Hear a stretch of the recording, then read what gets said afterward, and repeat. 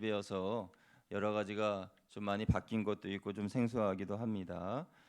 잠깐 안내 말씀드리면 희년 찬양팀이 예전에는 찬양하고 들어가셨는데 희년 찬양팀이 첫 번째 임예 찬양까지 같이 찬양을 할 거예요. 그래서 우리 희년 찬양팀이 찬양할 때에 우리 찬양 인도하시는 목사님이 다 같이 자리에서 일어나셔서 임예 찬양하시겠습니다 하면은 그러면 다 같이 일어나셔서 찬양하시면 되는 겁니다. 제가 멘트를 안 하고 우리 목사님이 멘트를 하실 거예요. 그럼 다 같이 일어나셔서 임재라고 하는 임재 찬양 부르시면 되겠습니다. 그리고 결단 찬양은 희망의 노래로 부르는데 아까 우리 찬양팀이 불렀던 그 마지막 찬양이 바로 결단 찬양 되겠습니다. 그리고 목회 기도 후에 지금 우리가 불렀던 예수 결박 푸셨도다라는 이 찬양을 천천히 지금보다 조금 더 천천히 1절을 2번 반복해서 부르고요. 그리고 이따가 광고 시간에 임명식과 시상식 하도록 하겠습니다. 오늘은 복받는 3가지 비결이라는 제목으로 하나님의 말씀을 전하겠습니다. 여러분, 새해가 되면 인사하는 인사가 새해 복 많이 받으세요 라고 하는 인사죠. 우리 어제 송구영신 예배 때도 함께 인사했는데 오늘 이 신년 예배니까 오늘도 한 번 더 인사하기를 원합니다. 우리 앞뒤 좌우에 계신 분들하고 새해 복 많이 받으세요 하고 다시 한번 인사 한번 하겠습니다. 시작. 새해 복 많이 받으세요. 내병 새해 복 많이 받으세요. 새해 복 많이 받으세요. 새해 복 많이 받으세요. 여러분, 새해는 여러분 복 많이 받으시고 하시는 모든 일들이 잘 되시길 축복합니다. 아멘. 그런데 새해 복 많이 받기를 우리들은 원하는데 새해 복을 어떻게 많이 받는지에 대해서는 잘 모르는 것 같습니다. 그래서 많은 사람들이 이 복을 받기 위해서 여러 가지 노력들을 합니다. 뭐 우상에게 절하기도 하고 점집에 가서 점을 보기도 하고 그리고 자신의 이름을 계명하기도 하고 그렇게 해요. 그래서 새로 이름을 지으면은 뭐 그 이름에 무슨 뭐 기운이 있다느니 어떤 또 의미가 있다느니 그러면서 그 이름으로 인하여서 모든 것이 술술술 잘 풀린다 뭐 이렇게 그래서 이름을 바꾸려고 하는 사람들이 있어요. 왜요? 복 받으려고. 그리고 어떤 사람들은 그 사주팔자로 인하여서 복을 받는다라고도 이야기를 합니다. 사주팔자는 태어난 연, 월, 시를 말하는 것인데 그런데 연, 월, 시가 같은 성경의 인물이 있죠. 바로 야곱과 에서입니다. 야곱은 형 에서의 발 뒤꿈치를 잡고 태어났으니까 그러니까 시가 같은 거예요. 그러면 그 사주팔자에 따르면 둘은 똑같은 운명이어야 하는데 그런데 너무나도 다른 인생을 살고 에서는 하나님 앞에 인정을 받지 못하였고 야곱은 하나님의 인정받고 복을 받은 사람이 되었죠.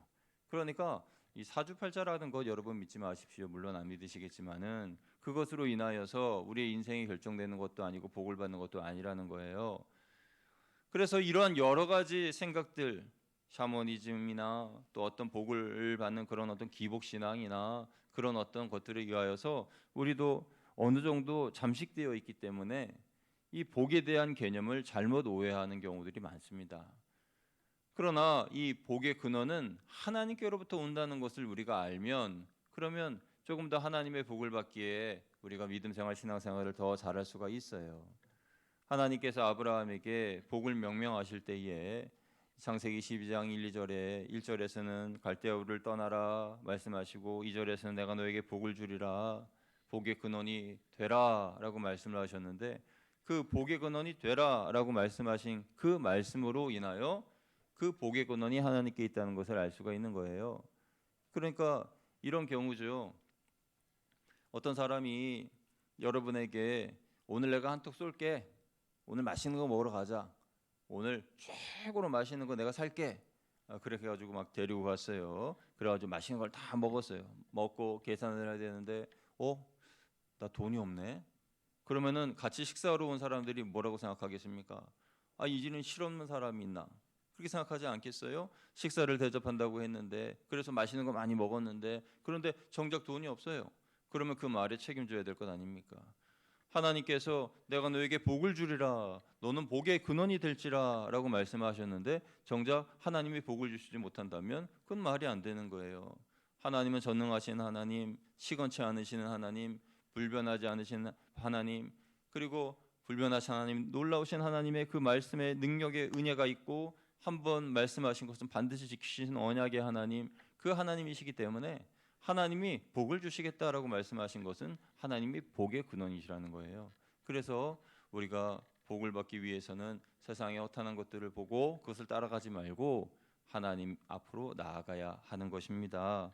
그래서 어떻게 하면 우리가 하나님으로부터 복을 받을 수 있느냐? 그것은 첫째로 하나님을 사랑하면 복을 받습니다. 한번 따라하시겠습니다. 하나님을 사랑하면 복을 받습니다. 아멘. 하나님을 사랑하면 복을 받습니다. 신명기 30장 15절 말씀에 이런 말씀이 있어요. 우리 같이 읽어볼까요? 시작. 보라, 내가 오늘 생명과 복과 사망과 화를 내 앞에 두었나니 곧 내가 오늘 내게 명령하여 내 하나님 여호와를 사랑하고. 아멘. 생명과 복과 사망과 화, 그것을 하나님께서 우리 앞에 두셨는데 이 모든 것들을 주관하시는 하나님께서 네가 나를 사랑하기만 하면 너의 생명이 길 것이고 네 앞에 임할 화가 그치게 될 것이고 그리고 내가 너를 보호하여 줄 것이다 라는 것입니다. 단지 하나님을 사랑한다는 그 한 가지 사실만으로 하나님께서 이 모든 것들을 책임져 주시겠다라고 말씀하시는 거예요. 여러분, 하나님은 감동에 약하신 하나님이십니다. 그래서 우리의 자그마한 헌신과 노력을 보시고 하나님께서는 아낌없이 은혜와 사랑을 부어 주시는 거예요. 여러분, 우리가 하나님 앞에 어떤 감동을 드려야 할까요? 저는 하나님께서 오늘 여러분의 모습을 보시고 많이 감동하시리라고 그렇게 생각하고 있습니다. 이 신년의 이 첫날에 우리 교회 거룩한 전에 나오셔서 이렇게 가득 앉으셔서 하나님께 예배드리시는 여러분의 모습을 하나님이 보시고 얼마나 기뻐하셨을까, 얼마나 기뻐하실까 하는 그런 생각을 합니다. 그리고 어제 송구영신 예배에도 많이 나오셨어요. 그 밤 늦게 예배가 마쳐질 때까지 예배가 왜 이렇게 늦게 끝나요? 라고 불평하신 분 한 명도 없고 다 기쁨과 즐거움 가운데에 한 해를 보내고 또 새해를 맞이하는 그 예배를 드린 여러분들 보시고 하나님 또 기뻐하시리라고 믿습니다. 이 모든 것들이 하나님의 마음을 감동시키는 일들입니다.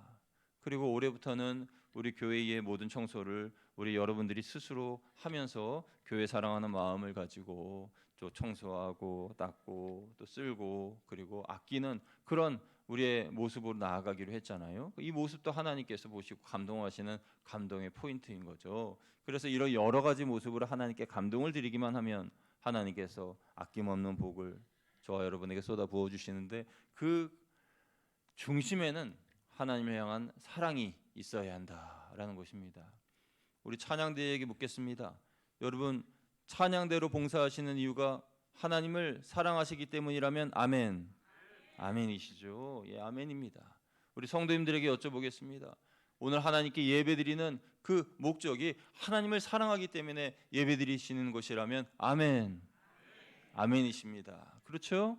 그렇습니다. 하나님을 사랑하기 때문에 예배드리고 찬양하고 섬기고 봉사하는 것이지요.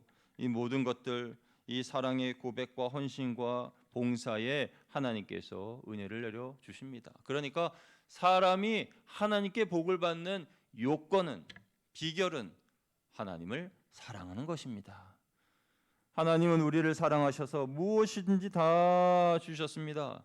그 대표적인 것이 예수 그리스도 아닙니까? 독생자 예수님을 보내셨다는 것 하나만으로도 하나님은 모든 것을 다 주신 거예요. 여러분, 이스라엘의 4대 족장이라고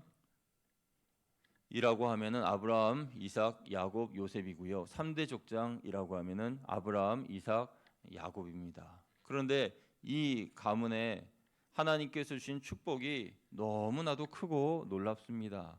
그런데 이들이 이런 큰 은혜를 받고 축복을 받은 이유는 하나님을 사랑했기 때문이에요. 그러니까 아브라함에게 내가 지시할 땅으로 가라라고 하셨을 때에 그 말씀에 순종하며 따라갔던 것은 하나님을 사랑했기 때문이고, 아들 이삭을 내게 바쳐라 했을 때에 주저함 없이 이삭을 하나님께 바친 것도 하나님을 사랑했기 때문입니다. 그래서 하나님이 아브라함에게 큰 복을 주신 거죠. 그러면 이삭은 아브라함이 받았던 축복을 받았을까요? 못 받았을까요? 넘치게 받았죠. 오늘 본문 말씀 우리가 읽었습니다마는 그 흉년의 때에 하나님께서 주신 복을 몇 배나 받았다고요? 몇 배나 받았어요? 예, 크게 말씀하셔도 돼요. 몇 배나 받았습니까? 100배나 받았지요. 그러니까 흉년의 때에 하나님께서 주신 그 복이 100배의 축복을 주셨다는 거예요. 그러니까 이 코로나 시대에 또 경제도 어렵고 힘든 이 시대가 마치 이삭이 살았던 그 흉년의 때와 비슷하지 않습니까? 그런데 이삭에게만큼은 하나님께서 100배의 축복을 주셨다는 거예요. 할렐루야. 저는 오늘 이삭이 바로 여러분들이 되시기를 축원드립니다. 그리고 이삭의 가문이 바로 우리 교회가 되기를 축원드립니다. 그래서 하나님께서 넘치는 은혜의 복을 주시기를 소망하는 거예요. 그런데 왜 이삭이 아브라함처럼 그 큰 축복을 받았는가? 이유가 무엇일까요? 아브라함은 아들 이삭을 제물로 바치라는 하나님의 말씀에 순종한 그런 결과물이 있잖아요. 그래서 하나님이 복을 주시고 또 그 전에 내가 너에게 복을 줄 테니 갈대아 우르를 떠나라. 우상의 땅을 떠나라. 내가 내게 지시할 땅으로 가라. 그 말씀에 순종하였잖아요. 그런 어떤 결과물이 있지 않습니까? 근데 이삭은 어떤 결과물이 있어요? 아브라함의 아들이라는 것 말고 또 뭐가 있습니까? 성경에 기록된 그의 어떤 신앙의 결과물이 없잖아요. 그런데 하나님의 복을 크게 받았죠. 그러면 그 결과물이 뭡니까? 뭔가 있기 때문에 하나님이 복을 주셨을 텐데 단지 아버지가 아브라함이 있기 때문에 복을 주신 걸까요? 그것은 아니죠. 하나님은 모리아 산에서 그가 제물로 스스로 자신을 드린 것을 보셨습니다. 그때 당시에 이 이삭은 소년의 나이였어요. 오늘 청소년부 친구들도 예배를 많이 드리고 있는데 우리 청소년부 친구들 나이 정도 됐을 겁니다. 한 15살, 20살 사이 그 정도로 학자들은 생각을 해요. 그런데 그 나이에 아버지가 자신을 제물로 바치려고 하면은 뭐 하시는 거예요? 하고 뿌리치고 그 산을 내려올 수 있는데 그런데 생각해 보니 번제에 쓸 나무도 있고 또 불도 준비되어 있고 다 준비되어 있는데 제물이 없구나. 그 제물이 나구나 라는 것을 생각하고 도망가지 않고 아버지에게 스스로 묶여 주었습니다. 아버지가 꽁꽁 나를 묶으려 할 때 뿌리치지 않고 그냥 가만히 있었고 제단 위에 눕히려고 할 때 아무 반항 없이 누웠고 아버지가 나를 찌르려고 할 때 그냥 눈을 감고 그 칼을 온몸으로 맞으려 하였습니다. 하나님이 그걸 보신 거죠. 이게 가능한 일입니까? 그런데 하나님께서 그때 아브라함에게는 부활 신앙을 주시고 여호와 이레의 신앙을 주셨고 이삭도 아버지의 그 부활 신앙과 여호와 이레의 신앙을 전수받은 거예요. 그 어린 나이에 하나님의 살아계심을 알고 내가 죽으면 하나님이 나를 다시 살려주시겠지 하는 그런 믿음이 이삭에게도 있었던 거죠. 그러니까 아브라함만 믿음의 사람이 아니라 그 이삭도 믿음의 사람인 거예요. 이 신앙이 그대로 잘 계승된 거죠. 그래서 이삭은 그때 하나님 앞에 자신을 드림으로 말미암아 하나님이 보시고 그래 내가 너를 인정한다. 네가 나를 사랑하는구나 라는 것을 확인하신 거죠. 그 다음부터 하나님께서 끊임없는 복을 이삭에게 쏟아 부어 주신 거예요. 그러면 그 아들 야곱은 어떻습니까? 야곱은 아버지 이삭과 할아버지 아브라함과 좀 성격이 달라요. 그러니까 우리 자녀들이 여러 명 있으면은 그 중에 좀 계산이 빠른 그런 자녀들 있지 않습니까? 계산이 빨라서 내게 유익한가 유익하지 않나 내게 좀 이롭지 않으면 나 안 해, 나 몰라, 나 안 할래. 그리고 자기한테 좀 필요한 거 있으면 어떻게 해서든지 졸라가지고 그것을 내가 갖기를 원하고 막 그리고 친구들 사이에서도 막 계산이 빨라가지고 그래 뭐 나는 얼마 계산할 테니 너는 얼마 계산하고 뭐 어떻게 하고 야 모아봐 그러면서 뭐 그 계산 잘하는 그런 친구들 있잖아요. 꼭 야곱이 그런 스타일이었어요. 그런데 생각해 보니까 하나님께 복을 받으려면 지금 내가 이러면 안 되겠다는 거예요. 자기가 둘째로 태어나서 이 형 에서가 받아야 할 장자권이 보니까 너무 큰 거예요. 하나님께 받을 그 은혜가 너무 큰 거죠. 그러니까 저거 내가 좀 받고 싶은데. 그런데 믿지 않는 세상 사람들이 볼 때는 그 장자권 그게 뭐가 그렇게 중요한가? 하나님의 복 그게 무슨 상관이야? 그냥 내가 열심히 살면 되지. 이런 생각을 하지 않습니까? 그러니까 오늘 우리에게로 적용해서 말해보면 새벽 예배 드리는 거 그거 뭐가 그렇게 중요하냐? 새벽 예배 때 복을 주신다고? 글쎄 난 별로 뭐 믿음이 안 가는데. 찬양 열심히 하면 뭐하지? 그냥 뭐 나는 내 스타일대로 그냥 찬양도 안 하고 그냥 교회만 왔다 갈래. 그런 생각할 수 있겠죠. 그런데 영적으로 계산이 빠른 분들은요. 내가 오늘 하루 예배를 드릴 때에도 그냥 이렇게 왔다가 그냥 가는 신앙이 아니라 정말 하나님께 뜨겁게 찬양하고 박수도 힘차게 찬양하고 뜨겁게 하나님을 사랑하는 마음으로 하나님을 바라보면 하나님께서 내게 주시는 그 은혜와 복이 너무 크다는 걸 아니까 그러니까 그걸 계산해 보는 거예요. 야곱이 그런 사람이었어요. 그래서 하나님이 주실 은혜의 복을 생각해 보니까 내가 지금 이렇게 그냥 가만히 있어서는 안 되겠다. 어떻게 했든지 그 복을 내가 받아야지. 이런 마음을 가졌던 사람이 야곱이에요. 그 마음의 중심에는 하나님을 사랑하는 마음이 있었던 거죠. 그러니까 아브라함이든지 이삭이든지 야곱이든지 하나님께서 그 모습을 보시고 사랑하셨다는 거예요. 왜요? 하나님을 사랑하는 그 모습을 보았기 때문에 그런 것이죠. 그래서 아브라함과 이삭과 야곱의 가문이 복을 받고 잘 된 것이죠. 그 이유가 하나님을 사랑했기 때문이라는 거예요. 이것이 사람이 하나님에게 복을 받는 첫 번째 비결입니다. 그러면 하나님의 복을 받는 두 번째 비결은 뭘까요? 그것은 말씀을 사랑하는 것입니다. 한번 저를 따라 하시면 감사하겠습니다. 말씀을 사랑하자. 아멘. 말씀을 사랑하면 하나님의 복을 받습니다. 시편 1편 1, 2절 말씀 같이 읽어보겠습니다. 시작. 복 있는 사람은 악인들의 꾀를 따르지 아니하며 죄인들의 길에 서지 아니하며 오만한 자들의 자리에 앉지 아니하고 오직 여호와의 율법을 즐거워하여 그의 율법을 주야로 묵상하는도다. 아멘. 그의 율법을 주야로 묵상하는도다 그랬는데요. 이 율법을 주야로 묵상한다라는 것을 요즘 우리말로 바꾸면 매일매일 하나님의 말씀을 큐티한다 이렇게 얘기할 수도 있을 것 같아요.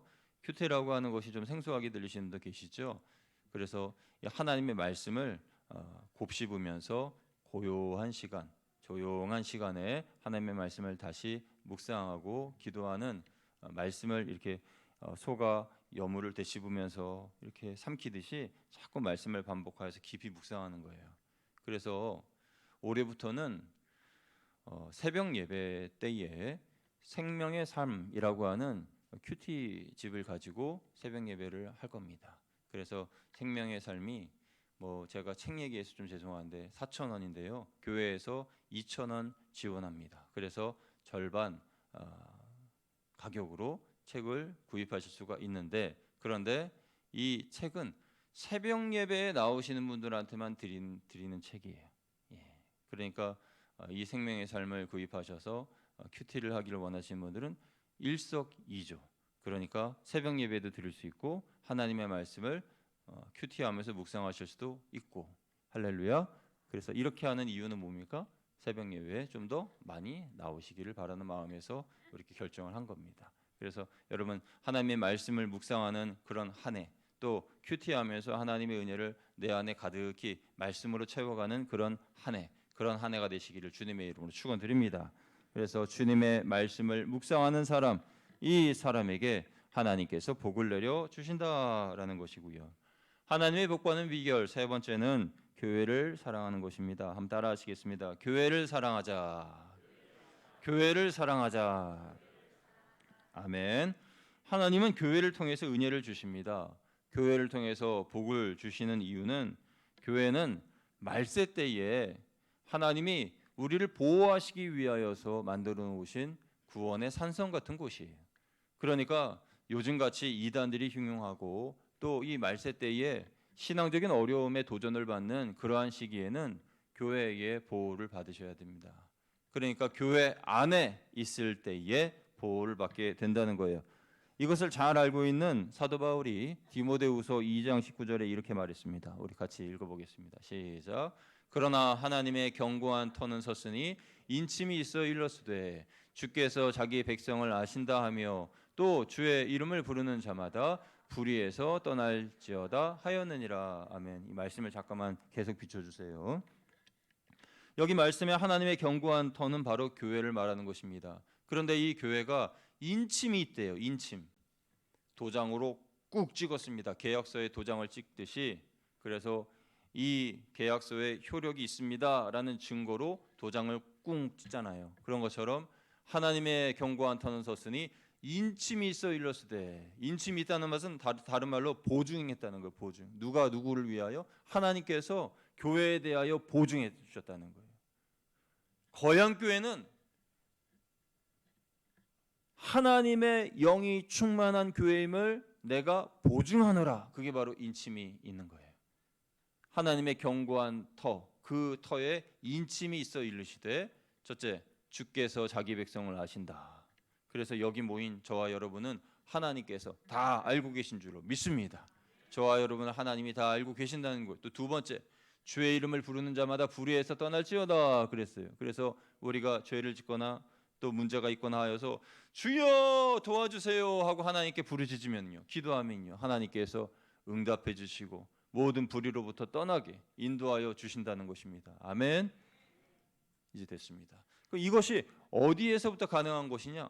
교회 안에 있을 때에 가능하다는 거예요. 하나님의 견고한 터는 섰으니 인침이 있어 이르되라고 말씀하신 거죠.